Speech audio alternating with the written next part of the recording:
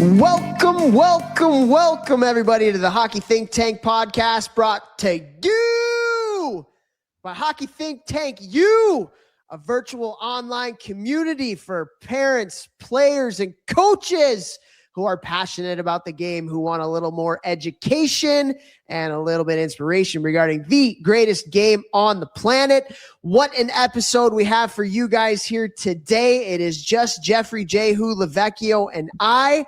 And a couple weeks ago, guys, we talked about scoring. We talked all 1 hour about how do you score more goals. Well, today we are going to talk about how to keep that little black pill out of your net. And we're talking all about defense. We're talking about mentality. We're talking about habits. We're talking about systems and structure.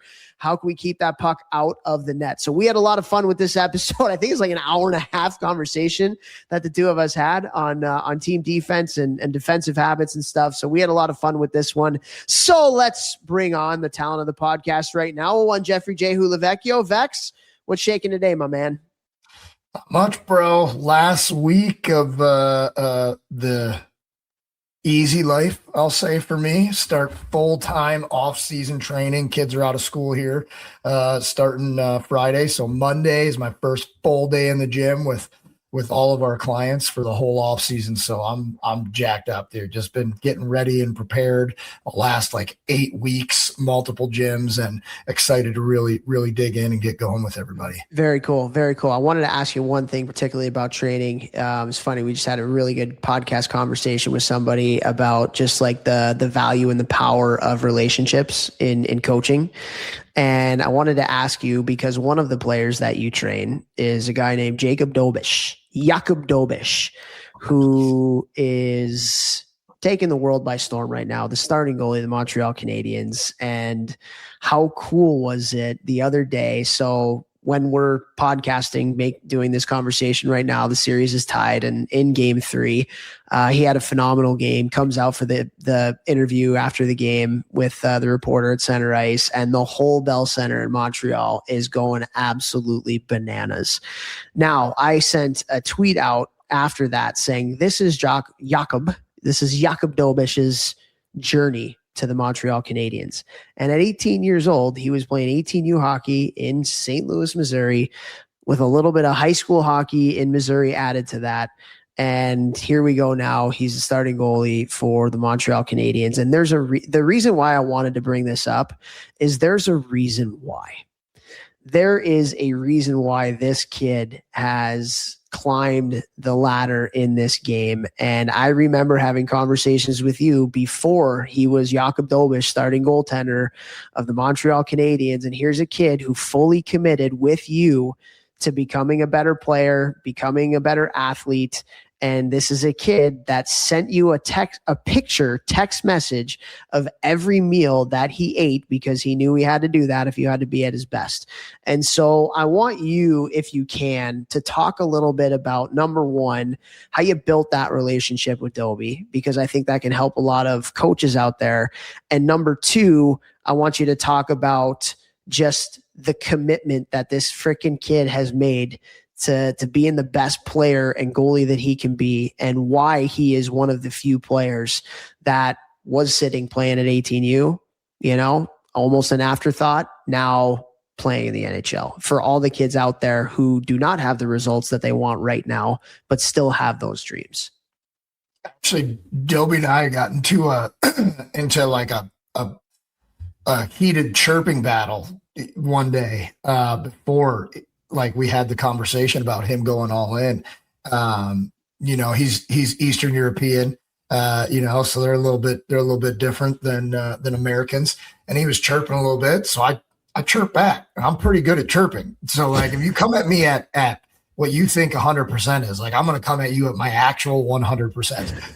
And so one day it was like, hey coach, like, he's like, I don't remember if he's like, why are you chirping me so hard? Like, do you not like me? Like something like that. Like he was like really upset about, him and I going back and forth. And I said, oh, listen, bro, like, all I care about is that you reach your goals in hockey Like you chirping me chirping you, like I'm just dishing it out. Like you give it to me, I'm gonna give it back to you. But I was telling him like everything that I can do for you, I will do to help you get better 1,000% of the time. And then about a month later, I'll never forget it, is when we had a conversation in the party room, quote unquote. It was my first gym when I retired. It was like it's a little like 15-foot wide by 30-foot long room that we made into a temporary gym. And he said, like, I'm not happy with where I'm at right now. I didn't leave home, the Czech Republic, to not do everything I can to try and go as far as I can in this game. I said, well, what are your goals? He said, play in the NHL. And I was like, okay, well, if those are your goals, then you need to go all in on yourself, because I know you're not. He was eating Panda Express like every single day. He didn't know about nutrition, or was pretending he didn't know about nutrition. And so I said, these are the things that you need to do, man. 100%. If you do these and you do them every day, I promise you're going to build confidence, which will lead to you getting better results on top of you getting better physical results from your body. And so he sent a picture of every meal he ate. We went over, why is this a good meal? Or why is this not a bad meal? Or why is this a bad meal? What is it missing? Gave him a routine to do at night with stretching, mobility, rolling, all this stuff. And he would send me a video every night of him doing something to prove that he was doing it. And I told him, you need to stop going and playing on the second high school hockey team that you're playing on. And you need to not miss a workout for the rest of the season and come with intention. Him and two other players did not miss a workout the rest of the season. And one of them played Division I. One of them wound up going Division I in golf. He got screwed by COVID. And then Dobie, obviously Division I and in the NHL now.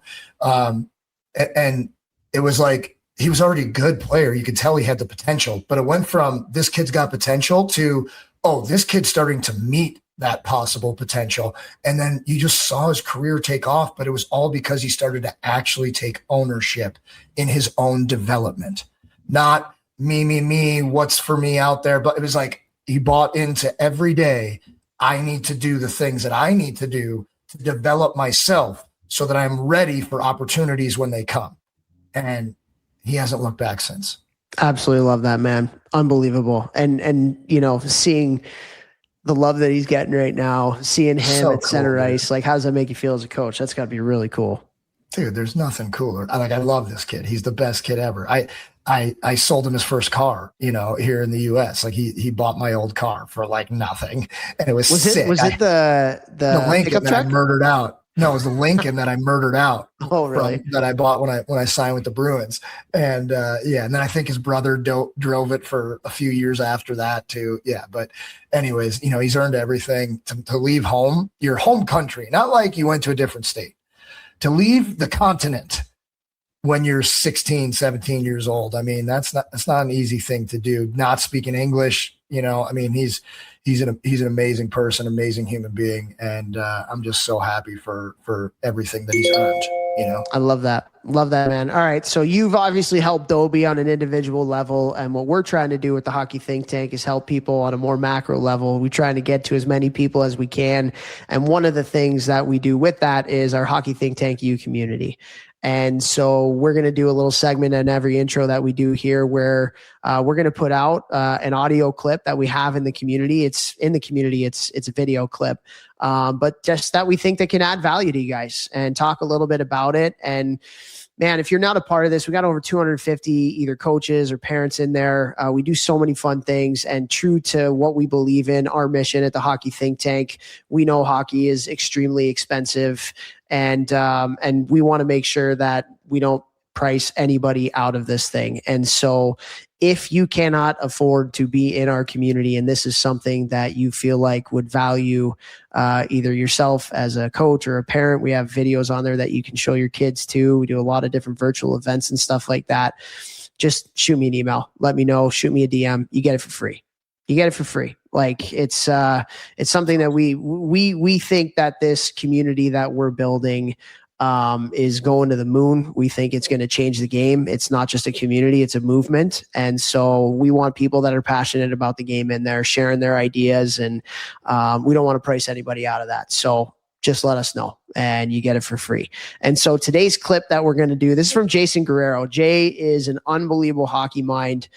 We had him on the podcast not too long ago. He's one of the big guys at USA Hockey. He does a lot of stuff out in the New England, the Massachusetts area. And I just love this clip that's in there. And it's all about how passing is extremely important in today's game and in development. So here we go. I can't remember a single goal that I scored in my entire career, but I can remember the passes. But the passing, that is creating hockey sense in itself, because to pass, if I want to shoot a puck, I can shoot with my head down and just throw it, right? But passing, you're constantly looking and evaluating the area, you're surveying the ice, and you got to make a play. So you're already starting to see the game differently. And the more we do it at a younger age, it just becomes habit. Now kids are just naturally gonna start to play with their eyes up. And again, it goes back to the environment that we're creating, because we have some kids on our team that are just doing skills in and out of cones and don't want to come to our practice. They're running into kids are getting hit, they're like, hey, I got hurt. Like, yeah, well, drive home, have your dad stare at the gas pedal. He's gonna run into another car eventually. I love that clip. I absolutely love that clip. And I just think first of all, the analogy is hilarious. And it's a great analogy. If you play hockey with your head down, you're probably going to get hurt. Well, if you drive a car with your head down, you're only looking at the gas pedal, you're probably going to run into somebody, you're going to get hurt. So great analogy for coaches, right? And we talk about it all the time. How many studies have been done about eyes up? And the best players in the world, what do they do better than everybody else? They scan. They have their head up and they're looking around, constantly scanning their environment, and creating opportunities in your practices where kids have to pass the puck, forcing them to keep their eyes up, forcing them to have to read a play, forcing them to have to understand their surroundings, forcing them to keep their eyes up and scan. That's what passing does. And so I feel like all the coaches out there that are listening to that, I want you to evaluate your practices and think about the amount of times that you have in your drills and practice where players have to make decisions with their eyes up versus just isolated skills like skating or shooting or passing and stuff like that. But I just thought it was a great clip. Vex, you got any thoughts on that? Yeah, I mean, what he says, it's so simple, but it makes sense. If you are passing, your eyes are up and you're having to think, where is that guy going? Because you don't pass to where a player is now. Usually they're moving. So you have to pass to where the player is going. So then you're taking in all of this sensory information. Where are my opponents? Where is my teammate? Where am I putting the puck? And you're having to survey and look all around the ice, which totally makes sense to make it, a more higher hockey IQ player versus me, puck, stick, cones, eyes down, gas pedal. Did you think of yourself there as you were saying that? Yes. All right, guys. So this is the type of stuff we have in Hockey Think Tank U. There's a daily piece of content every single day. Some of it tailored towards coaches, some of it tailored towards parents, some of it tailored towards being the best people that we can be, just motivation and things like that. So go to httU.thehockeythinktank.com. And like I said before, if you can't afford it, not something you can afford, let me know. You get it for free, but we keep it at a low price anyway. We want to do that for the hockey world. So want to get over to our conversation on keeping the black pill out of the net. But before we do that, we do have some people that we want to thank. First and foremost, our title sponsor, icehockeysystems.com, the best website out there, not just for your coaching education needs, but they got family accounts now. They have all this great content on there for players and their player development, so kids, and also for parents. A lot of great parent education. We have partnered with them to do a lot of content on parent education too. So go to icehockeysystems.com, guys, and get this today. Check it out. Absolute value add. You can get this just for yourself, or you can get this for your entire organization. So icehockeysystems.com. Jeffrey. I want to give a massive thank you to Train Heroic. I just got a text message right now. We just sold out of our 2026 20-week online off-season training program, which is just so freaking cool for me. That's for the 14 and up in the gym program. I started this whole online training thing just to help as many kids as I possibly could for a fraction of the price of training. And they get direct access to me when you train with me online. So just another really cool feature. And just so grateful. So wow, so cool that I just got that. But Thank you to Train Heroic for making all of this possible. If you're a team or organization who want to work with me online, in season or off season, please reach out. I'm always open to working with new teams and orgs to help everybody get quality training for a hilariously low price. Boom. Awesome. Also want to thank Helios Hockey, one of the best hockey products out there for your development. This is a sensor that you put into your shoulder pads that gives you real-time feedback and real-time data on what's going out there on the ice.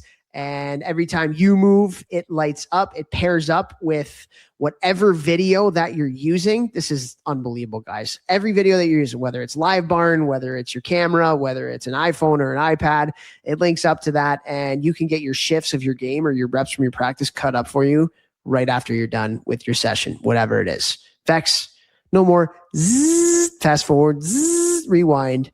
Vecchio, why is your stick in the air when you're going to hit this guy's? Pause, rewind, pause, play right here, pause, rewind, pause, play right here. No more of that. God, I love that.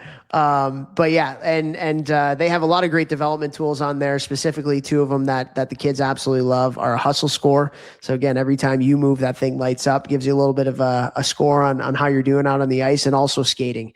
Great development tools for your skating. They now have ambassadors like Matthew Nyes, who plays for the Toronto Maple Leafs, Caroline KK Harvey, who was the MVP of Team USA and the entire Olympics when Team USA brought home the gold, Go USA. And so this is just an unbelievable product. So go to helioshockey.com today and you will get a 20% discount on your Pro Annual or your Pro 24-month subscription should you use the coupon code ThinkTank. One word. Also want to thank Crossbar. Crossbar is an end-to-end software solution that gives you an unbelievable ability to streamline the operations of your youth hockey organization. So we all know a lot of different hockey directors, a lot of different youth hockey presidents where everything is so discombobulated, so disorganized. And this is a place, it's like a one-stop shop where you can operate your organization. We're talking about really easy to use website on the front end and the back end. We're talking about a 5-star communication app to communicate with your families. We're talking about different types of programs that can help you to facilitate rink management and scheduling. And there's so many different things that go into this. It's a one-stop shop for you to be able to run your youth hockey organization. So go to crossbar.org today and check that out. And lastly, thank you to all of our amazing listeners. We love you guys so much. If you can, for us, one of the things that can help us, if you think we're providing good value to the hockey world, helping us to live our mission of making the hockey world a better place, anytime you interact with our podcast on your podcast app, whether that's Apple Podcast, iTunes, Google Play, Spotify, we are everywhere. If you like it, if you comment, if you download it, if you follow us, if you shoot us a rating or a review, all that stuff goes a long way to helping us grow. And so we would greatly appreciate that. And so today, what we got here is we're going to talk some puck, guys. We're going to talk some hockey. So without further ado, here we go. Jeffrey J. Hulavecchio and I, we're going to talk about team defense. Let's keep that puck out of our net.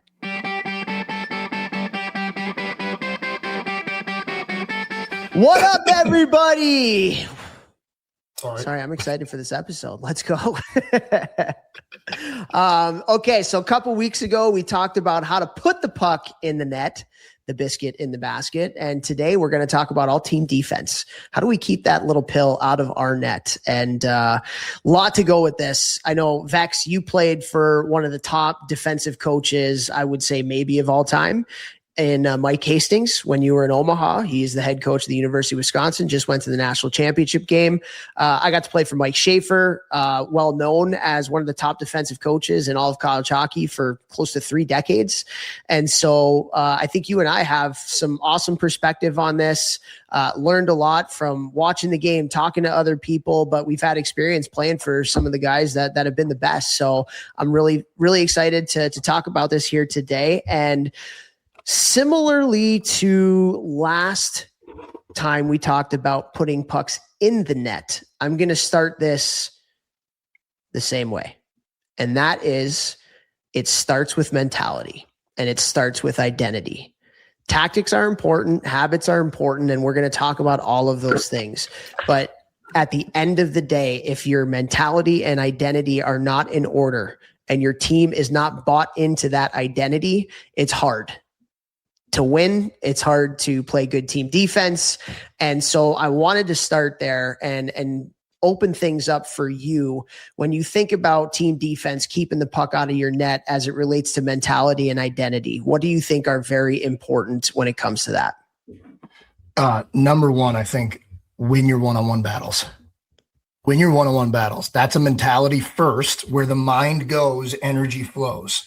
So like if your first thought is every one-on-one battle, I'm going to win, or I'm going to, delay and create time for my teammates to come in and help me so that we, again, win that battle. I think that first and foremost has to trump everything else. And honestly, that's all over the ice, but especially in your D zone. Yeah. Well, you play defense all over the ice. That's one of the topics we're going to get into. Defense is not just D zone. Defense is in the offensive zone. What are some things that you can do to help create conditions where you're keeping the puck out of your zone and in your net? But so I have two written down, and the first one you said, because I also think that that's the most important. The one that I'll say I think is probably 1A, 1B between the two. But you have to win your battles. You have to be hard to play against. You have to win your battles. You have to win races. You have to be second quick to pucks. Effort before anything else. Effort before tactics, effort before habits. You can win a battle with effort, like any day of the week. If you're going against a really smart player, maybe they can, chimichanga you around and win that battle by being a little bit smarter than you. But at the end of the day, there's no substitute for effort. So I wholeheartedly agree with you there. And then I will take your effort and I will raise you a team defense. Team. TEAM. Together, everyone achieves more. If you want to play good team defense, it takes all 5 players. If one player does not buy in or one player doesn't do their job, then that means the other 4 are going to have to make up for that lack of judgment or mistake that has been made. And so the best teams that I've been a part of, whether I was a player or a coach, there was a total and complete buy-in to the structure and to the work ethic needed to keep the puck out of the net. And if you don't have that, it's really hard, really, really hard. So effort, absolutely. But everybody has to be on the same page, especially when you get to the older levels and you start playing systems and structure and things like that.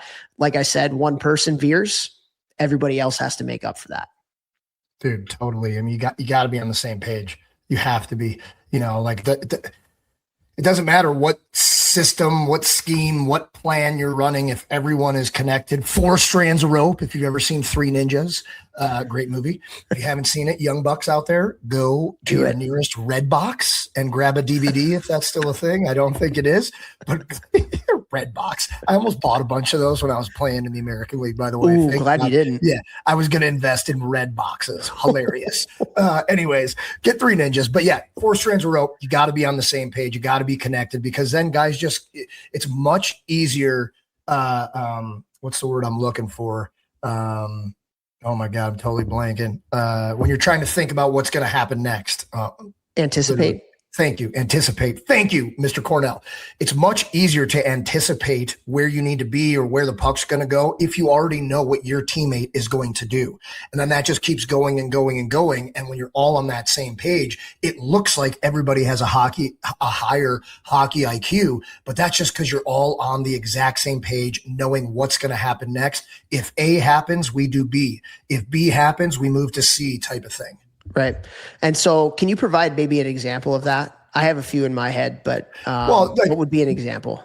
Real simple one is a lot of teams have rules. Like if they're doing a swarm type of defense or something, puck gets in the corner, first guy goes in, he hits and pins.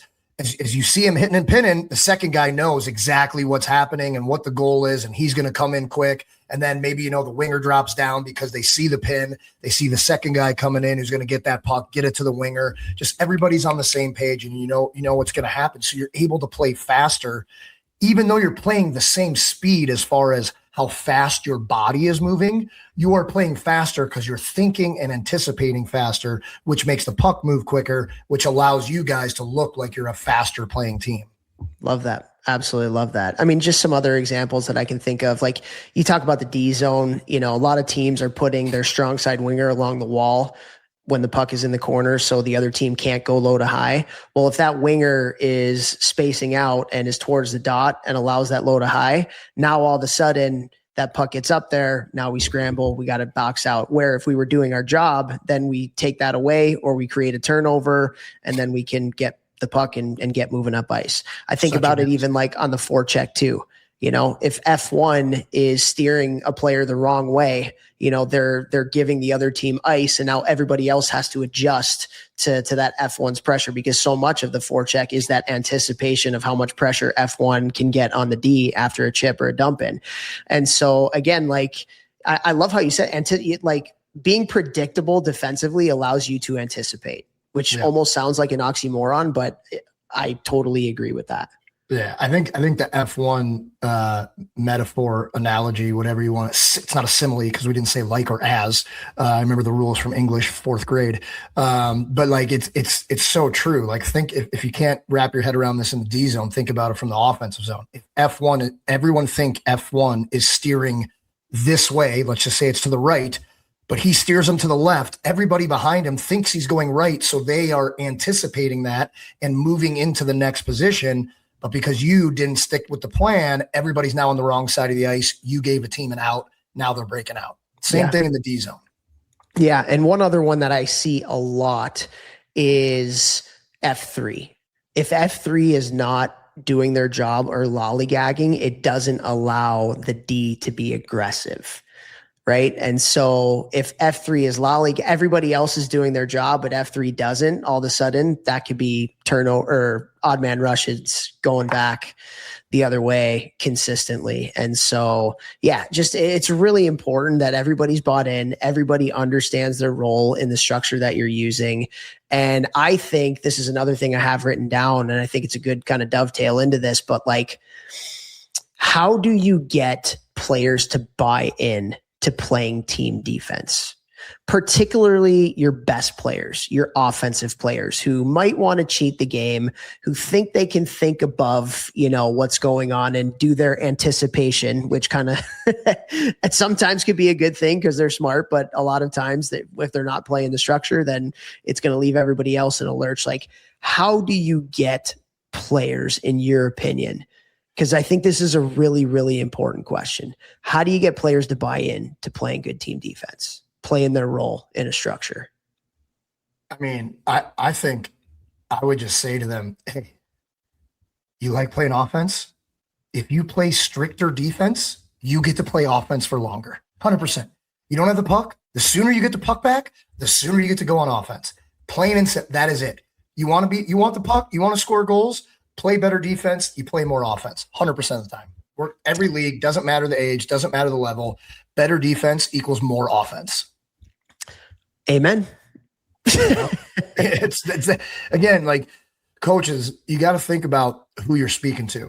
We're talking about speaking to probably your top 2 line guys, the more skilled guys, the guys who just want to giddy up and go. They want to score. That's what they're good at. That's what they love doing.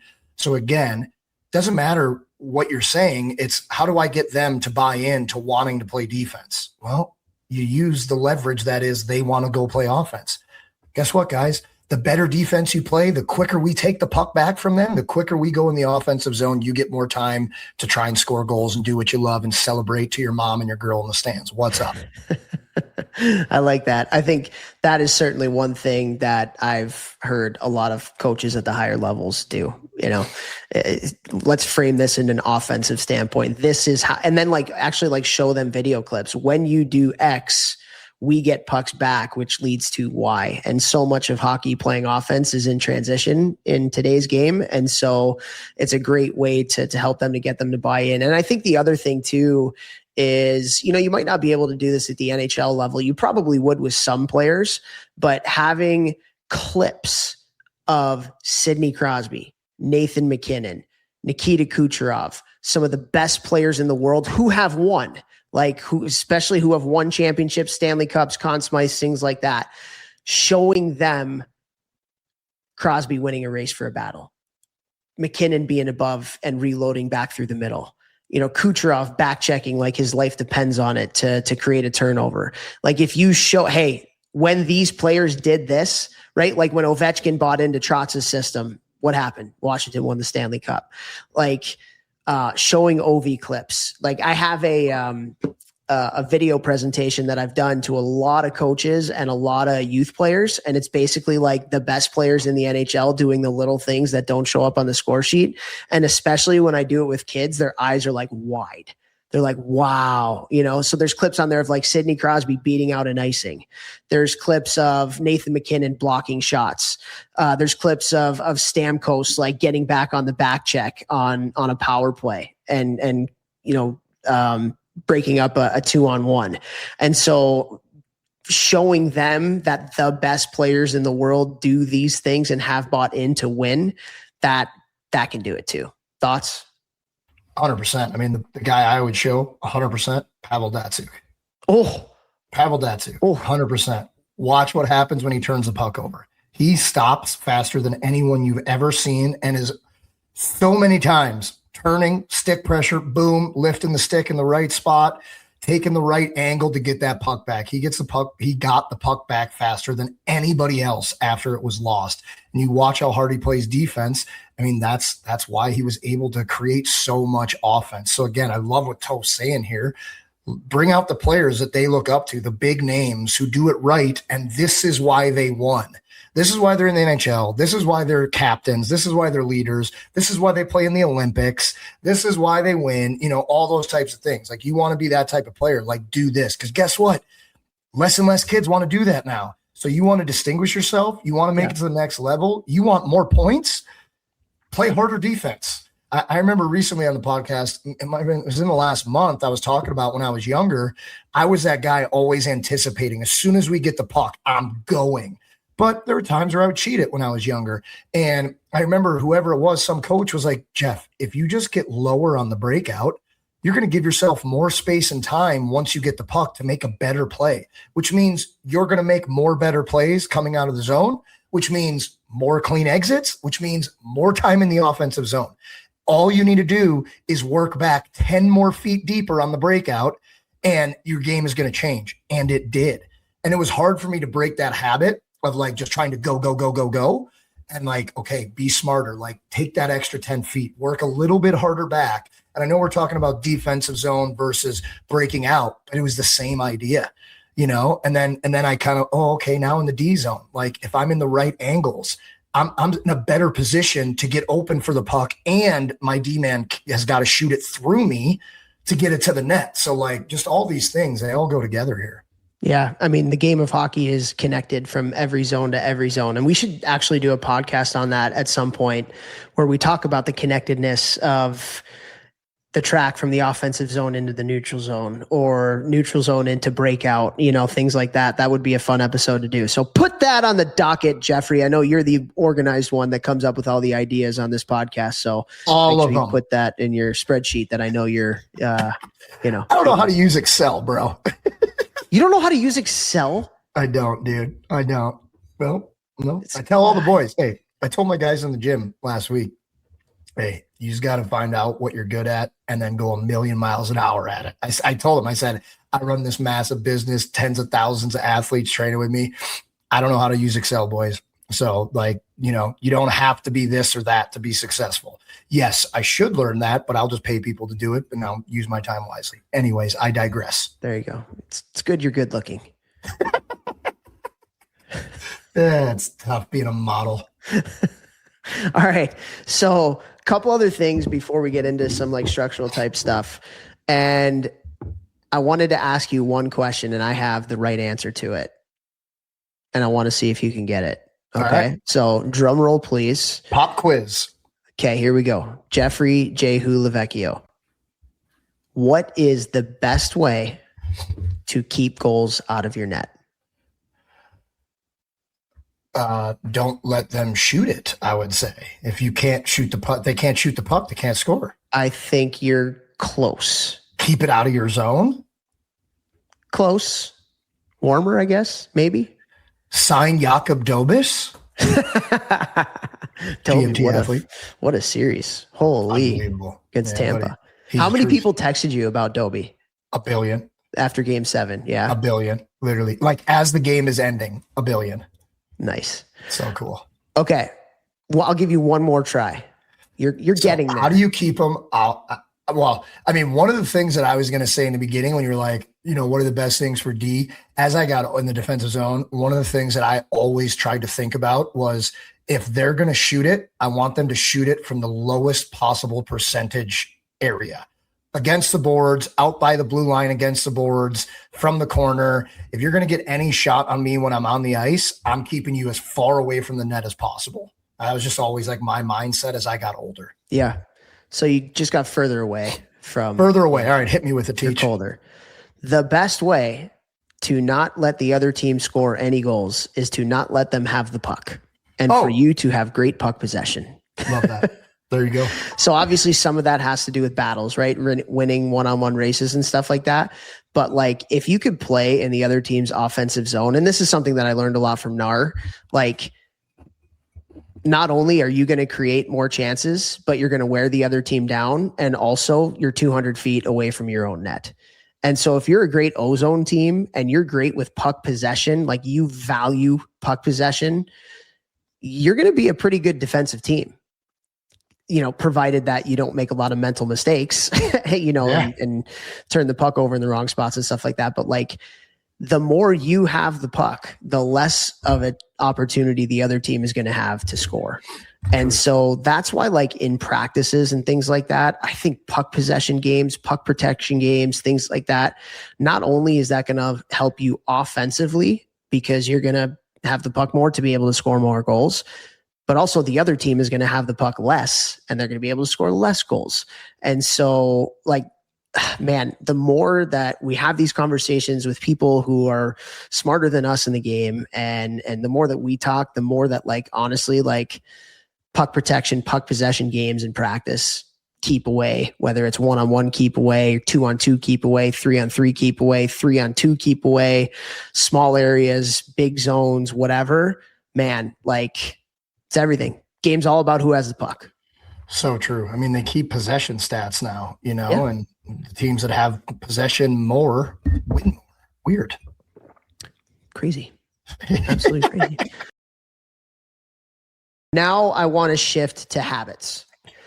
Before we get into some structure, I want to shift to great like individual defensive habits. So when the other team has the puck, like what are some things, put your coaching hat on right now, that you think are habits that we as coaches should be talking about all the time, putting into our practice plans and drill designs, communicating through video? What are some really important defensive habits in your mind?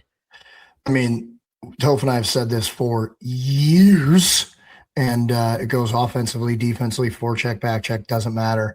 I mean, number one, good stick pressure. Stick on puck, stick in lanes. The amount of young players who aren't near the puck, let's say it's the weak side winger is in the slot area, where the weak side offside winger is, and they're standing there straight up and down, eyes only at the puck, and their stick is in the air. Well, that's a lane. You can rip it. Maybe at the younger ages, somebody might not get that pass through, but you're making it easier for them to make plays. The goal is obviously on the defensive side of the puck to make life harder for the offensive team, not easier. Just having your stick always on the ice in the D zone, if you're not battling, it's another thing in the way where, a puck might deflect off your tape, off your blade, and now it's not a straight pass, or it goes, not directly to the D-man, whoever they're trying to pass to. So number one, stick pressure. You're going in towards a guy, he's got the puck, stick like mirroring where their blade is, not just stick out in front of you. Steer them.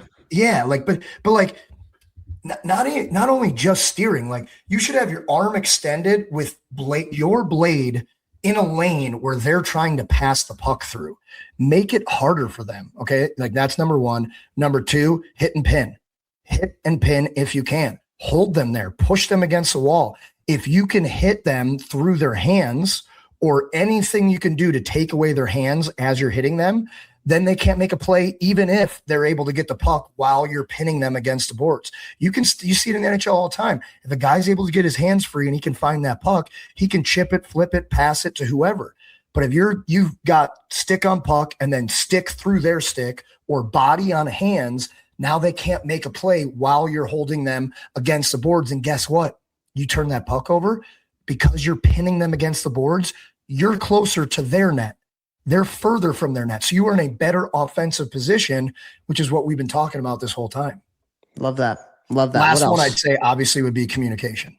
Obviously, guys, I talk about myself on the podcast all the time because I know what I was able to do with the skills that I had. I told my teammates all the time, I will never stop talking to you because I don't have the same vision you guys do.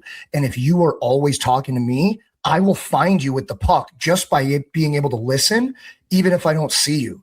So everybody should be talking, your goalie should be talking. It's such a massive help if your goalie is talking one on, or got time when the puck is in the D zone. Or you could be yelling, reverse, D's open behind the net. The goalie could be yelling that.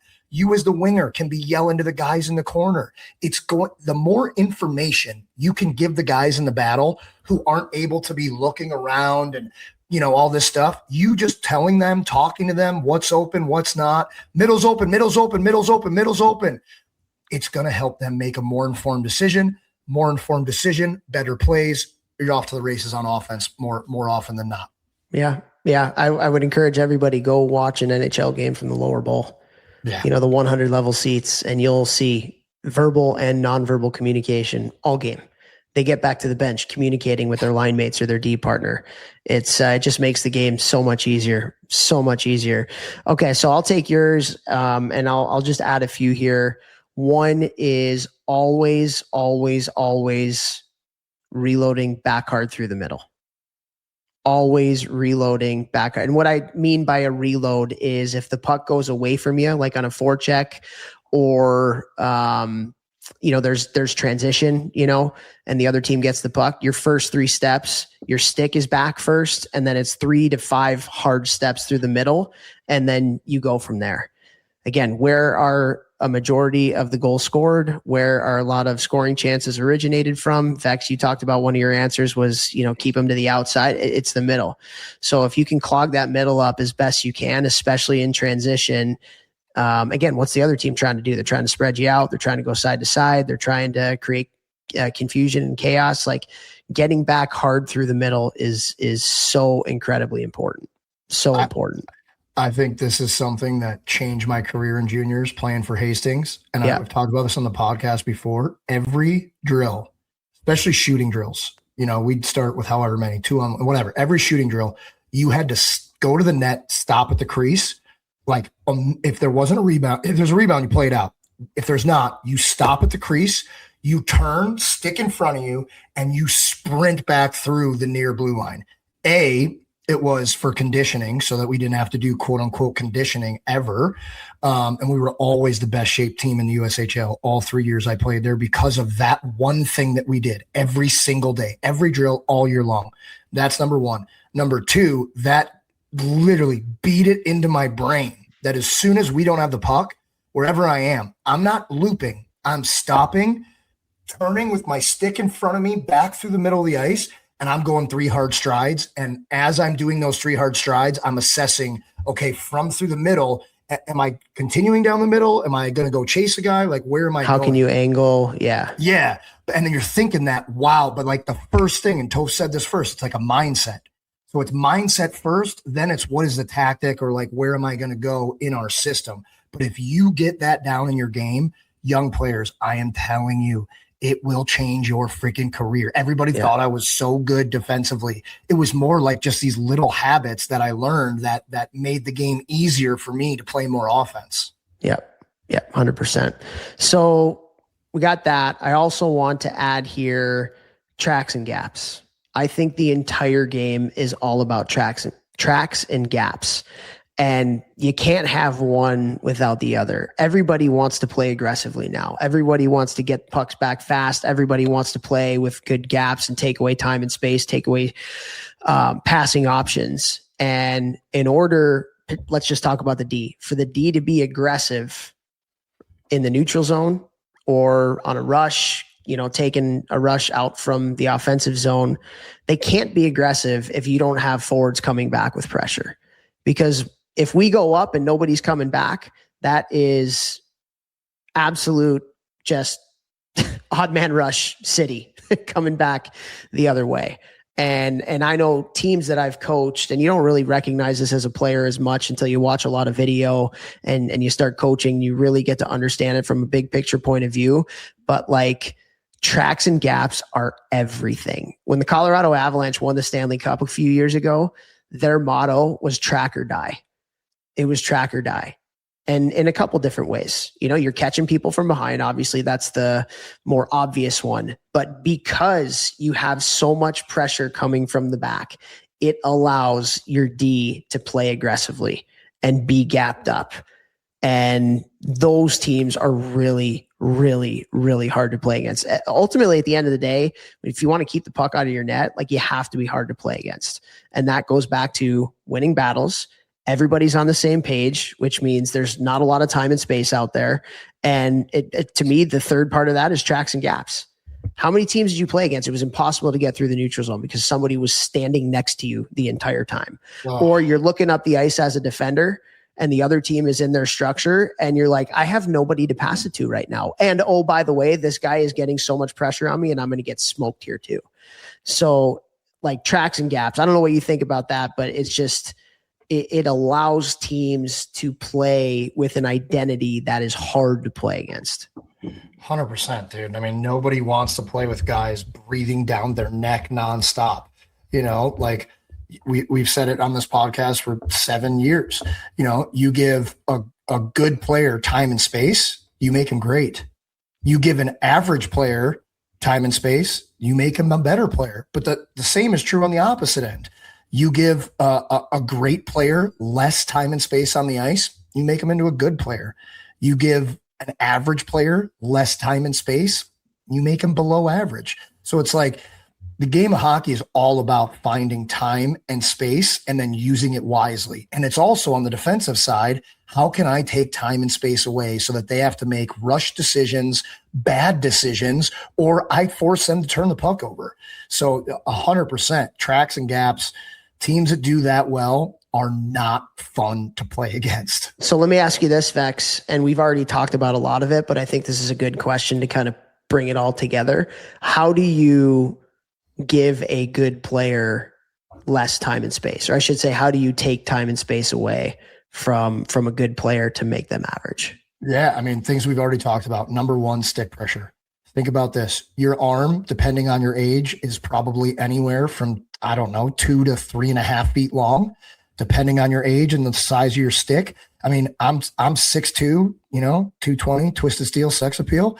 My stick was probably about 5'11", 5'10", maybe. I used a really long stick. So my arm plus my stick, I can get stick on puck 9 feet sooner than if I go there skating alone with my stick up in the air. So number one, taking away time and space, stick out in front of you, stick pressure. That's number one. Number two, move your effing feet. This is a problem I had when I was a younger player. I was terrible if I was always watching. And Topher and I have said it on the podcast many times. Coaches would rather a player make a mistake playing hard than just trying to watch. And then, then I'll jump. No. If you're going to make a mistake going hard. And so move your freaking feet. If we compound moving your feet with arm and stick pressure, you're going to get there way, way, way faster. So just those two things right there, you're going to take away a lot of time and space from players. Trying to think if there's anything else. Angles, like good angles. If forcing them where you want them to go, not where they want to go, where there's more time and space, kind of forcing them into an area that will be like, even, and this isn't really taking away time and space, but it's taking away like the space that the player wants. If you can force them to their backhand, everybody knows it's way harder to make a really good or a really hard play on your backhand. So if you can force a good player to his backhand versus his forehand, he's not going to be able to make as good of a play. It's a lot harder play. So even though that's not really taking time and space away, you're taking away his ability to make the best. Sure it is. Possible. Yeah, I think it is.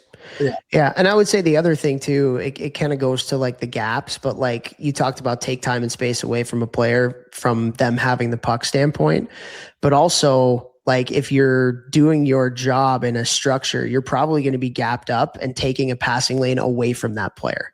So like, don't let them get the puck even first. And so that's usually a team thing that might not necessarily be a player, unless your job is to kind of, I don't want to say shadow, because I don't think people really shadow in the game anymore, but like when your team is bought in and you're gapped, and you're taking away that option, especially if it's one of their better players, best way to keep Connor McDavid off the score sheet is to make sure he doesn't get the puck.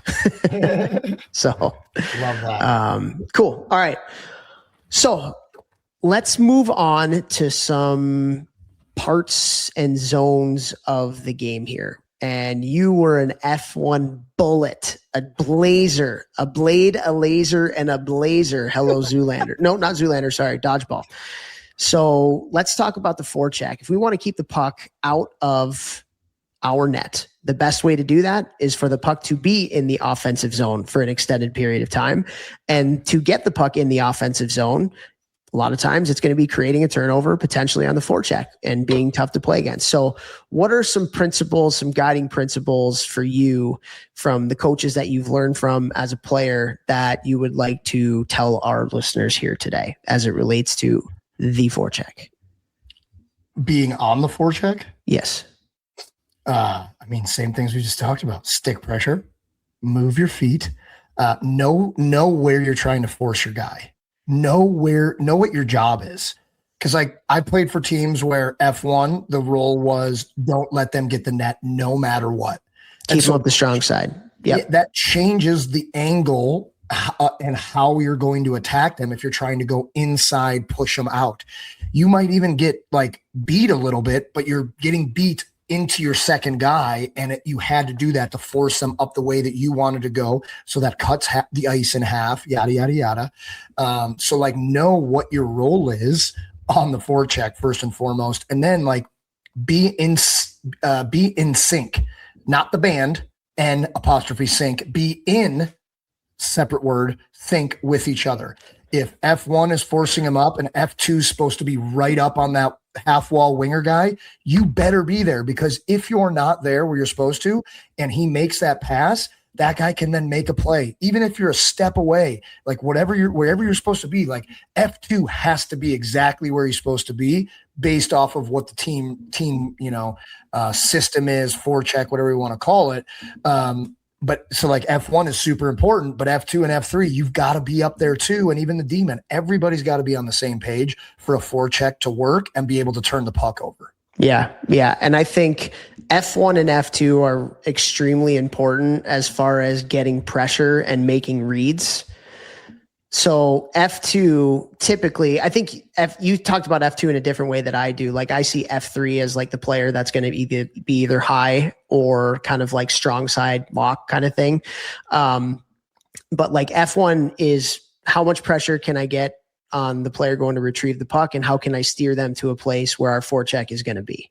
So if you're going to have your F3 always above the strong side winger, let's again, like you said, keep them from going around the net. Let's get them up the strong side so they're coming into where all of our pressure is. And then you think about F2. F2's job is to kind of read the other defenseman and read how much pressure F1 has on the guy going to retrieve the puck. So if F1 has maximum pressure and there's going to be a hit and potentially a stalled puck in the corner, we can be a little bit more aggressive and make that anticipation that we got to be second quick to that puck and beat the other D to go get that puck. Or if the forward isn't getting a lot of pressure on that D, now we can be a little bit more conservative. We got to see where the other defenseman is. So maybe that defender with the puck is rounding the net and that other D is going to go for a reverse. Well, maybe we can sniff that out and we can get up on that second D. Maybe F1 is going to get beat around the net. And so maybe your structure is F2 is now going to angle the puck carrier and F1 is going to come back through the middle. Or maybe F1 is getting like no pressure, and all of a sudden we got to play a little bit more conservatively where we're in the middle of the ice. And then if that puck goes D to D, if that other D is in the opposite corner, now we can angle from the inside out and keep that player from going through the middle, force them up the wall side. So they only have one option. So like F1 and F2 are extremely important as far as getting pressure and making reads. I think those two have to be your smartest players. I think F3 and your D, they obviously are always going to be making reads, but you're a little bit more let's call it robotic and systematic in what you do. So F3, again, different forechecks, two different things. So F3, a lot of what they'll do is they'll kind of lock on the strong side, the winger on the strong side, and then try to force that player up that strong side with the puck, right? You'll see a lot of teams doing that. You'll see a lot of other teams. That's typically a 1-2-2 type of forecheck. Or you have a max pressure where you're going 2-1-2, where you have your first two going the same. You have your F3 in the middle, high, which allows your D to be more aggressive down the walls. A lot of teams are doing that nowadays too. D are up the walls. They don't call it pinching anymore because pinching has a cowboy cavalier kind of, mentality to it. I've heard gap hard up. But again, that's what we were talking about earlier with the coaches and how do you get your best players to buy into defense? Like the word pinching, it makes you think like kind of run and gun and I hope I get him kind of thing. But gap hard, different terminology, but it probably registers differently in the kids' brains. And now they're doing what they need to do for your system, quote unquote, to be successful. Love that. Love that. 100%. And so I think a lot of teams have kind of gone to that on the forecheck at the higher levels. They want max pressure. They want to play in the O zone. They want to create turnovers and attack right away from close to the other team's net, which gives you a better chance to score in transition. And so I think you're seeing a lot of that where two guys are going really hard. The D are reading where the puck is going and gapping hard up on if it's coming up your way on that winger right there. And then F3, and there's forechecks that I know, we had a rule in Michigan. It was like everybody's aggressive but F3. F3 cannot be aggressive. You are the person that makes sure that we don't have odd man rushes going back the other way. And when F3 was out to lunch, that's what happened because again, It takes everybody. Everybody's got to play the system and the structure for it to be able to work. Right. And so we learned that from Matt McIlvain. Macker, Macker, he's coaching in the AHL right now in Anaheim's farm system. He's done a great job. You just look at them still in the playoffs right now with all the young talent they have coming up from San Diego up there. And it's just everybody's aggressive, but F3, you got to be the fail safe. You got to be the free safety. And the other thing too, on the forecheck that's extremely important is when the puck goes away from you. So let's say you're F1 and you're up hard on that D and the puck goes around the net to the other side, whether it's a D to D pass or rim or whatever it may be. F1, you're back hard through the middle. Have to be back hard through the middle. If you're locked on that winger, on the strong side and the puck goes to the other side, you're hard back through the middle. If you're a D and you're on the blue line and all of a sudden the puck goes the other way up the other side, again, you're getting back to the middle, which allows your other D to be a little bit more aggressive. And hopefully you got players coming back that are forwards that are able to come back through the middle too. And so you see a lot of I don't know who coined the term, but surfing. And what that means, and this is coming out of a forecheck or out of the offensive zone defensively into the neutral zone. And that's an opposite side defenseman skating with the opposite side forward if they're kind of slicing through the middle. Right. And so you're surfing, skating forward with that player, taking away that option. And again, so much of playing defense nowadays is skating forward. It's angling, it's gapping, and I love it. I feel like Duncan Keith with the Blackhawks was the player that really made that a big thing. No longer are you just accepting things, skating backwards as a defenseman. You're gapped up. You're skating forward with a player that you're marked on, whatever you want to call it, and or you're angling from the inside out. If the player's carrying the puck up the wall. So I think that's another habit that's important too. But everything's back through the middle, man. Has to be when it goes away from you. Has to be. Like chess, not checkers, guys. Chess, not checkers. Don't run around like an idiot. Working hard is cool, but you got to work smart and hard. Yep. Yeah, for sure. Okay. So talked a little bit about forecheck, O-zone type stuff. How about the neutral zone? Give me some thoughts from Jeff Lavecchio, especially when it relates to how you guys have played in Omaha with Hastings. What are some important things to talk about when preaching defense in the neutral zone? Well, this is one that comes to mind that really helped us a lot. And it's so simple, but you see it all the time done not this way. we would have to, if we turned the puck over, if we, you know, put it in the zone and it was offsides, or like we had to reload outside of the offensive blue line and then reattack because like of an offsides or something, everyone had to immediately sprint to the blue line and like fill 3 lanes. So like if I was the deepest guy in the zone on the forecheck F1 and whatever happens, it got kicked out and back, like I would read what lane are the other 2 guys going into to then curl and sprint right back into our forecheck. And then you read off of who's going to be F1, 2, 3 based on position of the puck on the ice and who's closest to the blue line and stuff like that.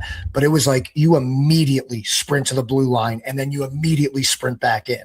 You see so many players who kind of like go half speed to the blue line, right? And like, again, we're talking about taking away time and space. Easy way to take away time and space, move your freaking feet and don't stop moving them.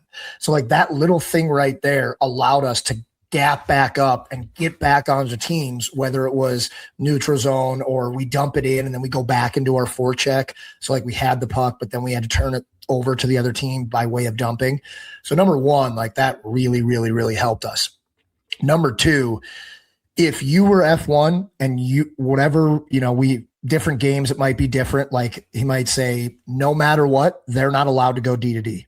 You do not allow them to go D to D in the neutral zone. So it was up to you as F1 to not allow them to go D to D. Whatever you had to do, stick in lane, body in lane, moving your feet, stick pressure. Even if they beat you a little bit up the ice, like you're kind of like surfing and angle them where you want to go into our next layer of guys. But if that was the rule and you got that they passed it through you, you were going to hear about it. It was like, do not let them pass it through you. That's number 1. So we forced them on the side of the ice that we want them on to play into our hand. That was like one of the biggest ones, you know? And then it was just like, whatever your job is, make sure you do it. Whatever it is, whatever we're running today, make sure you do it. But I remember the days, you know, a lot of it was like, do not let them rocking horse. Do not let them go D to D, no matter what. If they get it onto one side, we're keeping it that way because everybody after you is reading off of you not allowing them to go D to D. Yeah. Yeah. And when you go D to D in some structures, that means everybody has to shift. Everybody's got to shift. Everybody's got to get to another spot on the ice, another player to potentially get above and gap up on. And so if you can force them up that strong side, again, you want to steer them. I love the word steer. We use that at Miami. Steer them where you want them to go. And a lot of times that's up the strong side because it's not the middle, number 1. So stick positioning is huge. F1 should always have their stick in the middle of the ice and force them to go towards the wall. But yeah, you don't want teams to change sides. It's harder, much harder to defend when they can change sides because everybody's got to shift. I have a couple things for you here too. I think, first of all, I'm a big believer that the neutral zone is the most important zone. Like Nar will kill me for saying this. Like he loves his ozone. But like I think the neutral zone dictates everything else. If you're really good in the neutral zone and you're forcing dumps and you're connected with your neutral zone plan and your breakout plan, like you're going to be hard to play against. There's going to be very little that they get off the rush, and then you're going to be able to break the pucks out pretty easily. But the neutral zone dictates that. If you hold up in the neutral zone, you get in front of guys so they can't get in hard on the forecheck by running a little bit of interference for the player that's going to retrieve it. Like that's really good. As an offensive player, again, a lot of times when I think about defense and team defense, I think about it because I was an offensive player from my point of view. And the hardest teams to play against were the teams that were, you had no time and space in the neutral zone. You couldn't get any speed. You couldn't get the puck, and have time and space. They were dead set at I think the red line is really important. Do not let them skate the puck past the red line under any circumstances if you can. And so, I think the neutral zone is so important. Offensively, I think it's important too, because if you can get speed and you have a good plan going through the neutral zone, then you can either have good entries with possession, or you can get pucks to spots with people with speed where you can get really hard on the forecheck or even win races to pucks when they're chipped in. And so I just feel like it dictates the pace of play. When you're really good defensively in the neutral zone, you're taking away the pace with which the other team wants to play with. And when you're really good offensively in the neutral zone, it allows you to play with pace. So when we talk about neutral zone here, I think it's the most important zone in hockey. Now, again, going back to like being hard to play against in the neutral zone, I think teams that are obsessive about not letting you skate the puck through the red line are the hardest teams to play against. Oh, yes. Like when they, Nate Lehman was like this. He's the head coach of Providence, won a national championship. Like, and I've talked to players guys that have coached with him and stuff like that. Like, he's maniacal about the red line. I think Rand Pecknold, same thing at Quinnipiac. They always have really good defensive teams. Same thing with Schaeff at Cornell. Like, do not let them get through the red line easy. As an offensive player, that sucks. That really, really sucks. And so think about that. Like when you're playing games in practice, maybe you're doing a 5-on-5, scrimmage type thing or something like that. Like incentivize that. Like if your team skates the puck through the red line, that's a point.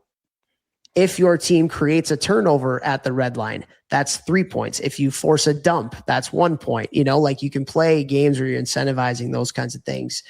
And so in the neutral zone, man, I just think structure is so important.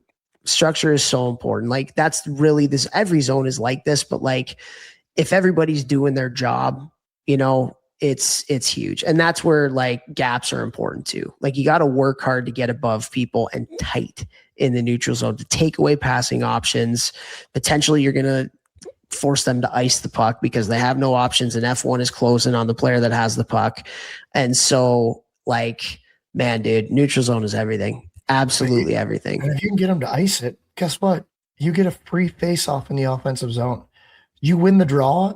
You have a good centerman. Like that could be a scoring chance literally because of your neutral zone, coverage. Like you get a scoring chance because you get good centermen. It's not like a team thing. It's just like, oh man, we got a great centerman. We're going to get out there. He's going to win the draw 68% of the time, 65% of the time, 60% of the time.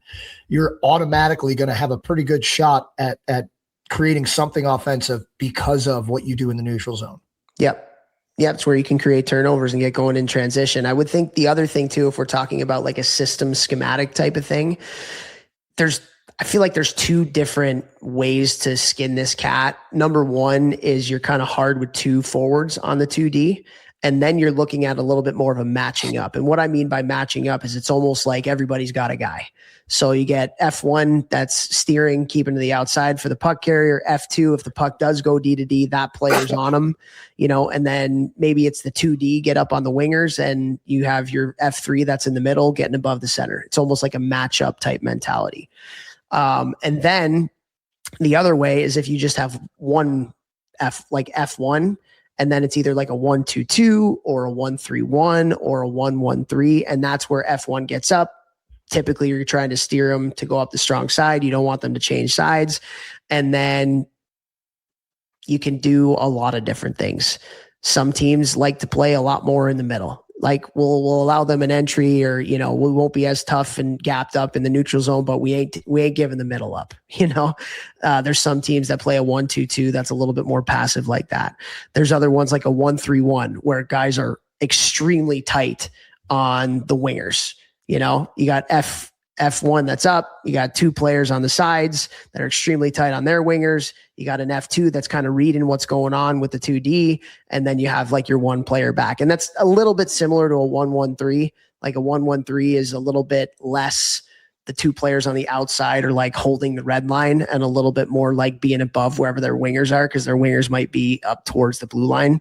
And you're kind of just like filling lanes. So like just two different thoughts. One is kind of like two forwards on their 2D where you're kind of matching up, or your 1-2-2, 1-3-1, 1-1-3, where it's one forechecker and then you have layers underneath that. I think the 1-3-1 is the hardest to play against personally, at least in the American League. I mean, I've talked about this on the show before, but we used to play against it was Calgary's farm team. They were in Abbotsford at the time, and they ran the best 1-3-1 I've ever seen. They were the most boring games ever because we couldn't get through the neutral zone, and you get to the red line, you dump it, and they would keep their one guy back so far that he would get to the puck and go stop behind the net. And now we got to do setup breakout. We got to do our setup, forecheck, their setup breakout. In pro hockey, everybody's setup breakout is really, really good for the most part. Like the players are so skilled, so fast, so good. So, and then it just became like this boring game. But like you want to win games from a defensive zone or make teams turn it over. Really good 1-3-1 neutral zone is very hard to beat. I hate it, but it's hard to beat if you do it well and everybody's connected. Yeah, it's really hard to beat. I mean, any structure is hard to beat when everybody's connected and doing their jobs. But the 1-3-1, I mean, offensive players a lot of times hate playing the 1-3-1 because a lot of times you're kind of sitting back. But you think about a 1-3-1, even versus like a 1-1-3. The 1-3-1 again is a little bit more. You're holding the red. 1-1-3 is just be above where their wingers are. And I feel like the 1-3-1-2, your F2 in the middle of the ice, like you're kind of a little bit more passive. Like you're above the red line, free safety-ish kind of thing. Whereas in a 1-1-3, that puck goes D to D, and then that F1 comes back through the middle, and then that F2 that's in the middle is now going to angle to the outside. Right. So it's like a little bit more aggressive from that standpoint, a little bit more passive with your 3 behind. But like, dude, but the thing is like, you can win with any structure. Honestly, you can win with any structure. Structure is secondary to the buy-in of that structure of your team. And if everybody is doing their job, no matter what we're talking about right now, 1-1-3, 1-3-1, 2-1-2, 1-2-2, all that kind of stuff, you play it right. Everybody's on the same page. Everybody battles and works hard and does those little habit things like getting back through the middle if the puck goes away from you, like sticks on the ice, good angles, good gaps, tracks, things like that. Habits over structure any day of the week, man. Yep. Any day of the week. Okay. Yep. So now let's get to accepting a rush. So sorting out a rush, and then we'll get into D zone. So what are some guiding principles? What are some things that we as coaches should be preaching and teaching to our players as it relates to kind of like from the neutral zone into our own zone? From the neutral zone. So sorting out a rush, 3-on-3 rush, 3-on-2 with a back checker, things like that. Talking, communication, pointing, talking, nonstop. First full stop, most important thing, you have to be communicating. Absolutely have to be communicating. Toph talked about it earlier, tracks and gaps, both of those on a rush, accepting a rush, extremely important. You have to have good gap because that's taking away time and space and makes decision-making much harder because they have to make it quicker. And then communicating, I got him, you take him, and I'm here. And, it just makes everybody's life a lot easier. The way that teams get exposed on rushes are when they don't talk or they don't back check hard through the middle and then disperse out to where they need to go based off of the communication or the reads they're making. So like you have to come back to the middle because the most dangerous area. You have to take away time and space through good gaps.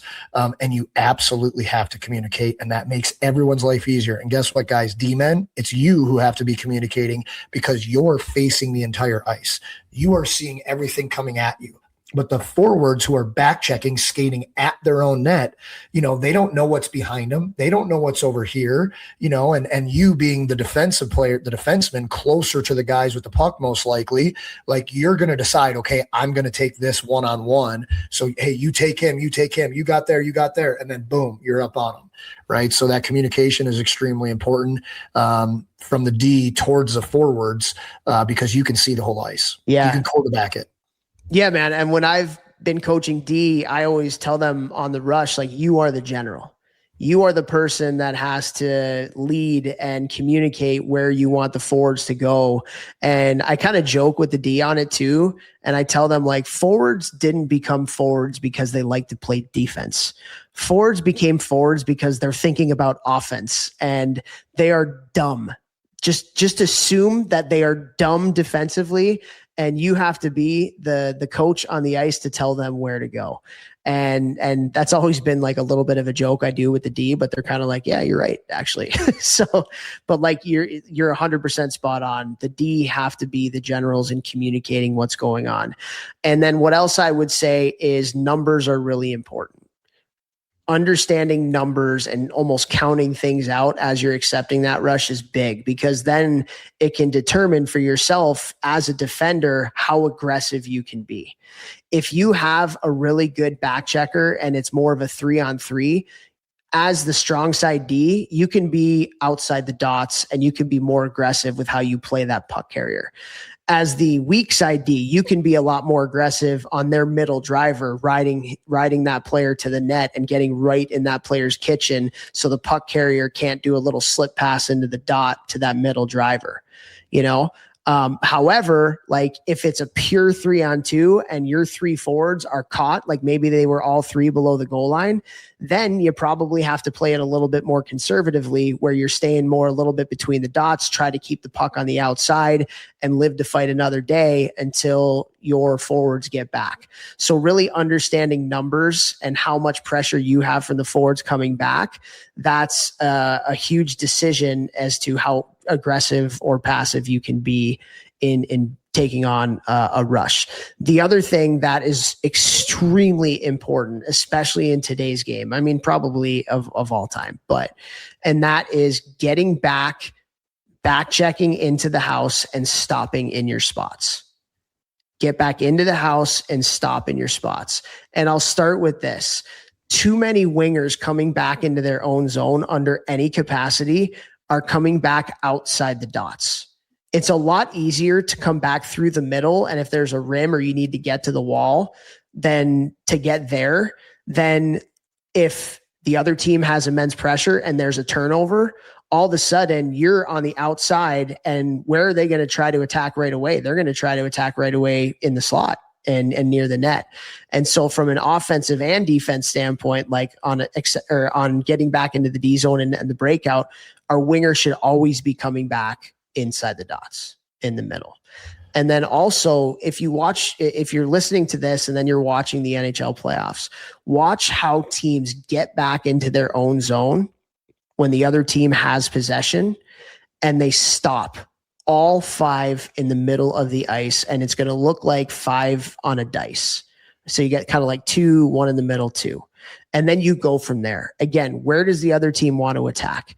They want to attack through the middle. By getting all 5 guys and then stopping in your spots, then you can sort things out and then you can get into your D zone structure in, whatever capacity as far as how much pressure you've gotten on the puck carrier. But you got to take away the guts of the ice. You got to stop in your spots. How many times do, players get back into their own zone and then they just out to the outside? And this kind of goes to your Hastings thing. You shoot a puck, like it's just, you stop in the middle and then you get back from an offensive standpoint. But from a defensive standpoint in the D zone, if you shoot a puck, again, habits, don't just outside the dots and lollygag into your line. And when do the team on offense score goals off of these like kind of rushes, or they come in the zone, the puck carrier hits the brakes and stops? When they score, why do they do that? Because guys get puck focused and they start drifting out of the dots, and then the next layer behind them, they just lay the puck into the middle of the ice, which is wide open. Whereas if you would have just stopped in the middle, they wouldn't be able to make that play. Again, sometimes you've got to play it smarter, not harder, and let them stand on the boards on the outside if they're standing there, right? Like let whoever's job it is to go, you start from the middle and then we go out. Because again, in most leagues, somebody's not scoring with their skates against the boards. I don't care where they are on the ice. They're not going to score if their skates are close to the boards. So you're leaving them to be there for an extra second so that everybody can go to the most dangerous area. Then we move out from there into our structure. Yep. 100%, man. 100%. Our year at Michigan, like our season, I don't want to say turned around, but like we became a much better team when we put the focus on getting back into the D zone and just stopping in our spots. Yeah. And then going from there. It sounds easy because it's simple. It's not easy, Yeah. Well, everything in life is simple, not easy. So true that. Yeah. Okay. Now let's get back into the D zone here. What are some habits? What are some things to talk about as coaches that are important to have a good D zone, or just like a mentality even? What do you got? I think you start with protect the middle out. Protect the middle out. Number 2, if there's going to be a rebound, their player will not touch the puck. You get sticks, and you get sticks hard get sticks. So like if the point man's getting a shot through, you see it coming and you're around the net, you get somebody's stick. And that doesn't mean like oh, you just tap their stick. No, you get under their stick and you lift it as hard as you possibly can without making it come out of their hands, because that'll be a penalty most likely. And you do not let them get rebounds. Also, if you're somebody in front of the net, probably defenseman or center more often than not, if there's going to be a shot, you get that guy out of the shooting lane so your goalie can see the puck. At the older ages especially, if the goalie sees the puck, they're probably going to stop it. If they don't see the puck, there's traffic, that's where teams are more likely to score. So number one, never allow the team to get a rebound. You battle till you die, till that puck gets away from the front of the net. You do not let them get a stick on the rebound. And number two, like what was his name? D3 Coach Orion. Coach Orion, clear the garbage from the front of the net and get sticks and try to get your goalie to be able to see the puck. Get your goalie to be able to see the puck. More often than not, they're not going to get scored on. There you go. I like it. So 100% agree. Absolutely 100% agree. If you're really good in front of the net, it's going to help your goalie out big time, whether it's boxing out and letting them see pucks, or whether that's clearing things out when there's potential for second chance opportunities. The teams, and that's why it's so important in practice to play small area games at the net front. You know, like when I was at Miami, we did this drill probably twice a week. We had like a big hose that we would kind of like section off just the guts right in front of the net. So think about like dot line at the goal line, and then it was like a U up through the middle, hash marks down to like the dot. So it was like and you just keep feeding pucks in there, and it was just 2-on-2 battle in front of the net, 2-on-2 battle in front of the net. Like again, and you learn great habits, picking up sticks, how to spin off a player offensively. Like there's so many good things that you can learn both offensively and defensively from those types of games. And yeah, where all the goals scored in front, you're good defensively in front of the net, you're probably going to be better at keeping pucks out, which is what this podcast is about. I want to kind of take things. So I feel like I want to talk about this in two different sections. So one section is when the puck is low, and one section is when the puck is high. And so let's start with low, I think, because that will kind of dovetail into when the puck gets high. So when the puck is low, what you see a lot of teams try to do is, again, like a lot of teams call it corner containment. You want to try to keep that puck in the corner. Try and keep them from going side to side around the net from behind the goal line, and try to keep them from going low to high. So what are a lot of teams doing? A lot of teams, again, you talked about hitting and pinning earlier, which a lot of teams are trying to do. But how do you hit and pin? Number one is, if you're trying to get them not to go low to high, where does your stick need to be when you're going in for that pin? You got to put it in that lane right there. If you're coming from the other way and the other team looks like they're trying to go around the net from behind, like where does your stick got to be? It's got to be there. And then we got to hit, we got to pin, and then you try to surround. So that second player, whether it's that next D or whether it's a down low forward, a center, like then if their player gets into the battle, like we got to be on the D side and try to surround them so they can't go around the net or they can't go up low to high. And then what a lot of teams are doing is they're getting a third player in there. So we outnumber, we hit, pin, surround, the puck's laying there, that third player gets it, boom, now we're going on offense. Because a lot of teams, I shouldn't say a lot of teams, there are some teams that'll get their third forward right in there in the battle, and there are other teams that play a little bit more conservatively where that third forward is going to be high no matter what, you know? And so like that's what a lot of teams are doing. Just try to keep that puck in the corner and outnumber, swarm once you get that hit and once you get that pin. Again, that's kind of like especially for that third player going in, like that's the tell is we got him surrounded. Boom. Now I go in. And then winger placement. What do you do with your wingers? I feel like when we were playing, it was more about taking away the middle. You know, you didn't have your strong side winger on the wall. You had your strong side winger kind of at the top of the circle, taking away the slot. And then you had your weak side winger kind of low near the hash marks, just in case people got beat. And you're kind of like that fail safe in front of the net. Now what you're seeing because teams want to spread you out and go low to high offensively, you're seeing that strong side forward up against the wall to take away that low to high. And then you're seeing the weak side forward almost in the slot area on the strong side. Like you can literally, if everybody put their sticks into the middle, you can all touch each other's sticks. Everybody's within 10 feet of each other almost. So that's the way that you're seeing a lot of play defensively when the puck is down low. Anything to add to that? Any thoughts?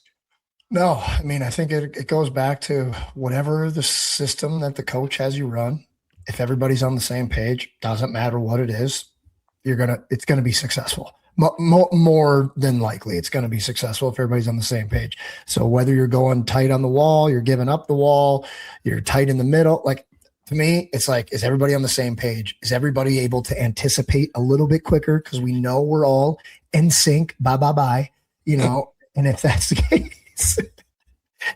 the case, you're going to be more successful. Yeah, 100%.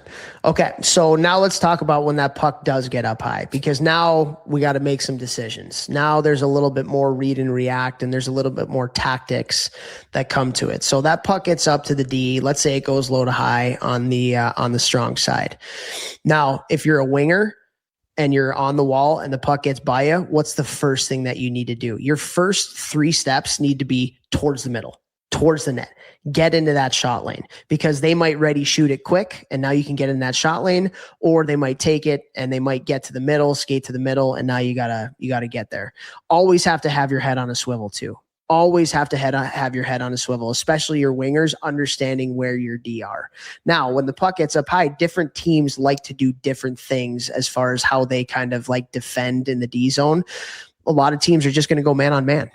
Puck gets up high, the 2 wingers, you got the 2D. If they come down, you're going to stay with them, and then the defense is going to fill up high with the winger that just gets up high offensively. That's probably the simplest way to do it. There is some risk to going man on man, because if one person gets beat, you're in trouble. You're in trouble. Other ways that teams are doing it is they do more of like a zone where the wingers, their job is like their quadrant, let's call it. So you almost like put the rink into 3 quadrants, where like the lefty and the left winger are in charge of like the left side of the ice, 1 high, 1 low, keep them to the outside. Right winger and right D, kind of same thing. They're in the middle. The puck goes over to your side. You're like in charge there. And then you have like one player that's, again, think of 5 on a dice, what that looks like. You see a lot of that in the D zone. Again, why? Because now you're taking away the guts of the ice. It's not as aggressive, but you're taking away the guts of the ice. And so, there's a lot of different things that are happening as it relates to that. And that's why offensively you see so many D getting involved. And you see so much movement, because it's a lot harder to play your system when people are moving all over the place.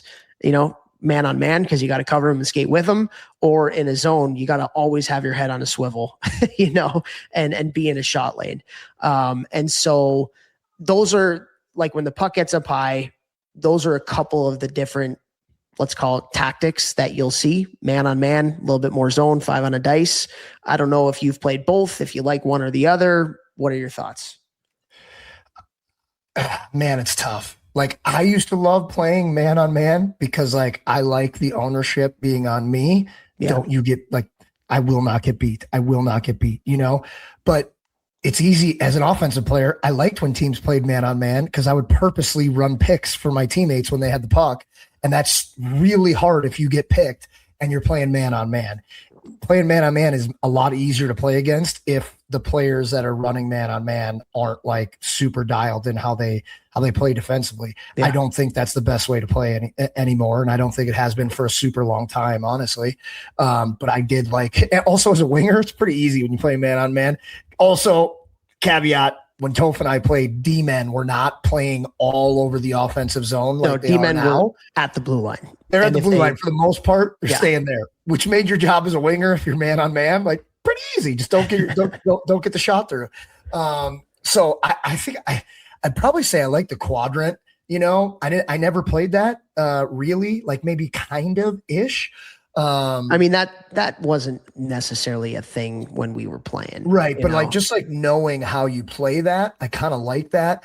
But I do, again, like with how much D-men are moving, especially at the higher levels, no matter what, it's made playing in the defensive zone a lot harder with 5 players kind of not having a position, anybody playing anywhere. So I would always just to default back to, let's cover the inside of the ice first, and then let's move out.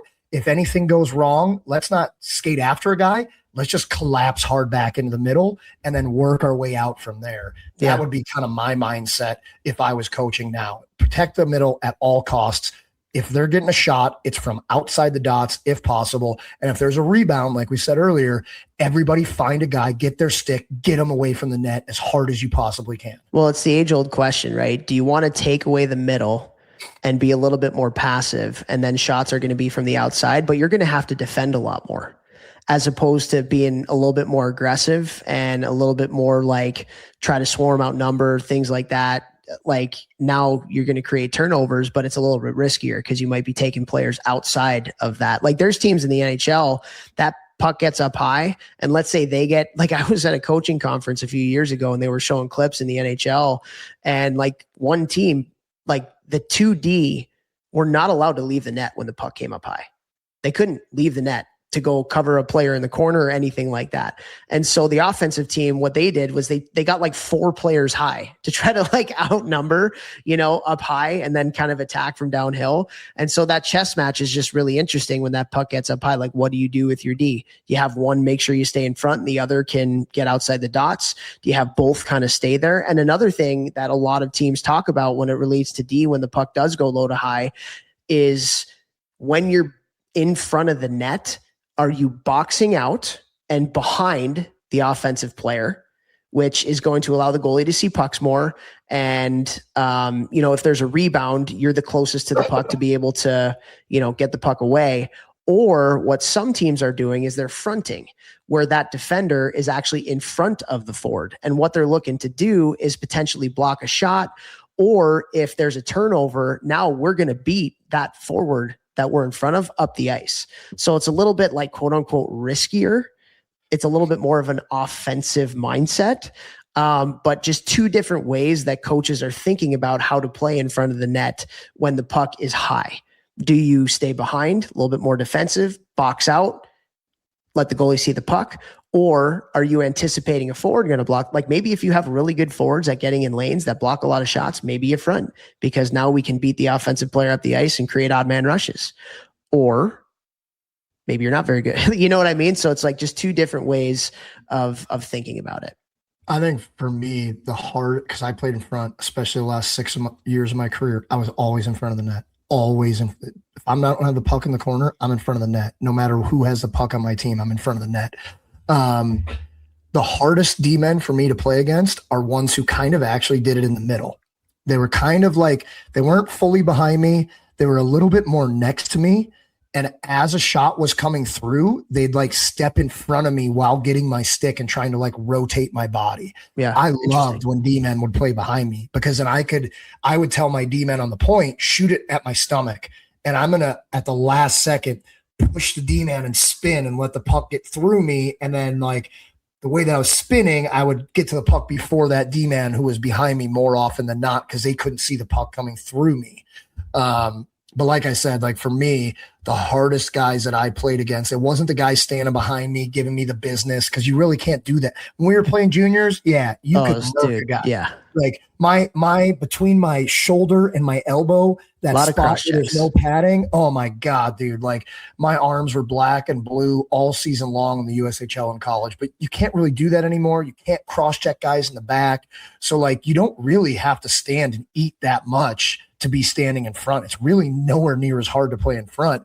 But again, the hardest D-men for me to play against were the guys who were more like even with me and could really time what to do. I'm trying to time it on the offensive side. They're trying to time it on the defensive side. So again, it's a little bit of chess.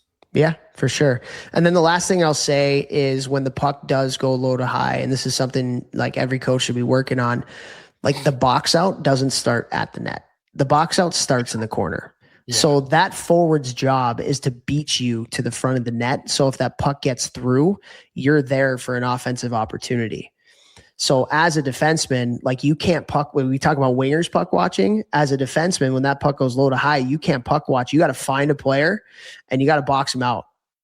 Don't make it hard for them to get to the front of the net. It should be an all-out war battle between you and that player to get to the net front. And so I think that's another habit that you can work on in practice through small area games. There's some fun ones that we've done. Rass had a really good one when I was working with them in Michigan, a little small area game, but like boxing out doesn't start in front of the net. Boxing out starts in the corner.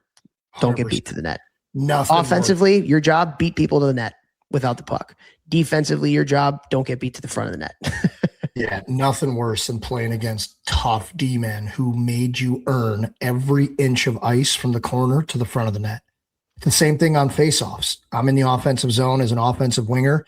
If I'm playing against a D-man who, when the puck drops, they don't even look at the puck. They're just trying to get their stick through my legs and not allow me to do whatever it is I want to do. They're not even caring about the puck. They're going right to, let me hold this guy up. Let me not let him do what he wants.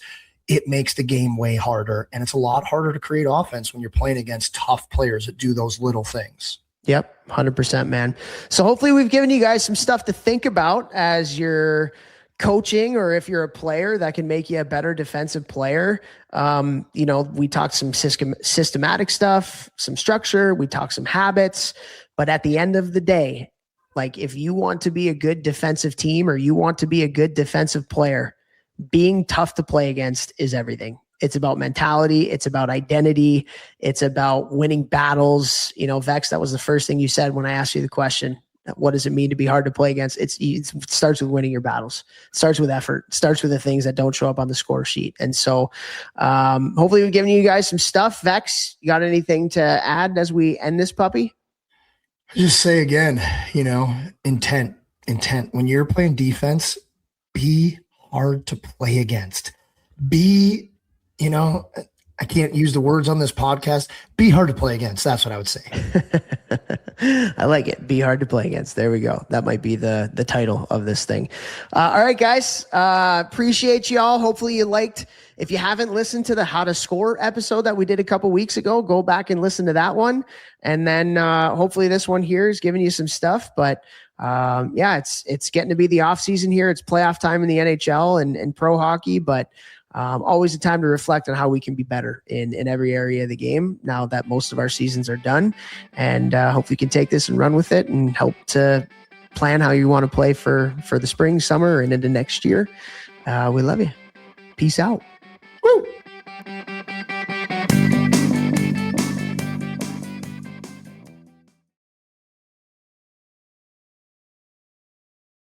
The Stanley Cup playoffs are here, and DraftKings Sportsbook, an official sports betting partner of the NHL, has a new customer offer.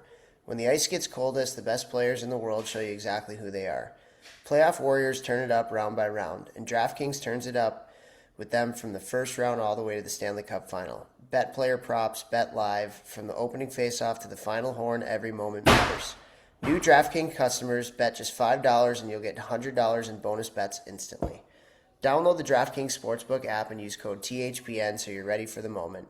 That's code THPN. Turn $5 into $100 in bonus bets instantly. In partnership with DraftKings, the crown is yours. Gambling problem? Call 1-800-GAMBLER or 1-800-MY-RESET. New York, call 877-8-HOPE-NY or text HOPE-NY. Connecticut, call 888-789-7777 or visit ccpg.org.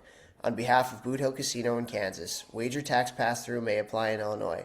21 plus in most states. Void in Ontario. Restrictions apply.